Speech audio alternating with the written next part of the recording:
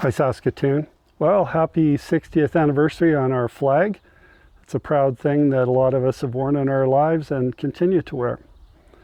Here's a special message for President Trump. You know, it's interesting that you want Canada to be a one whole state, considering Canada is larger than the USA. And you know, they say Texas is huge and it's a big place, and except that Texas for landmass is kind of an average province in Canada. In fact, Alberta, British Columbia, Ontario, Quebec, Northwest Territories, and Nunavut are all bigger than Texas. Saskatchewan's only slightly smaller than Texas. My home of Saskatchewan is only an average-sized province, and it's only slightly smaller than Texas. But it is large on itself. If you took North Dakota, South Dakota, and Kansas combined, you'd still be less than Saskatchewan for size. Or in other words, if you took Kansas, Nebraska, and Iowa, all three combined are still smaller than our province.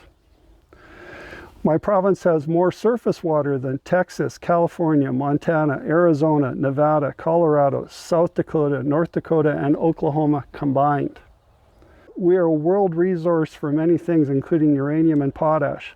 In fact, 90% of the potash that the U.S. used to grow crops comes from Saskatchewan.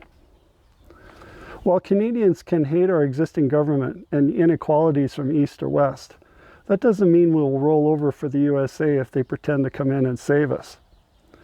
We were long into the fight in World War II before Pearl Harbor ever happened and the USA finally joined.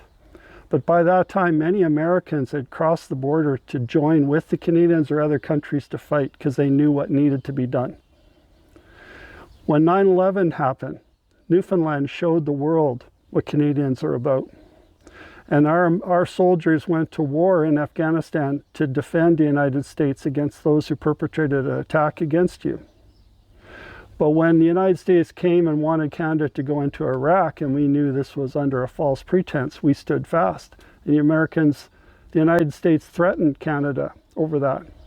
And I would have to say in my 60 years that is probably the proudest moment of a political person in my life, even if I don't normally like them.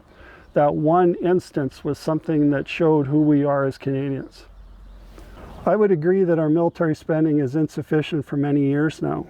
I would say that wasting $1.2 billion on border security when the larger amount of guns, people, and fentanyl are crossing from the United States into Canada, and you don't seem too worried about that, is just a waste.